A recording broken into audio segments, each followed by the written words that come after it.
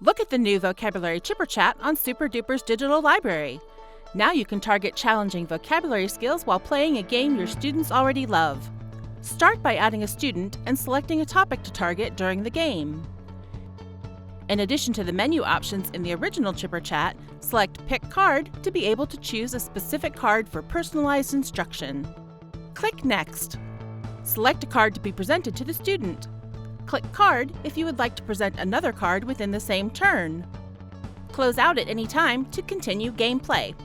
If Pick Card is not selected, a card will be chosen at random within the student's assigned category. Click Card to present another card in the same turn. Enjoy the same exciting chipper chat gameplay. Spin the spinner, collect the chips, and watch them disappear on the magic wand.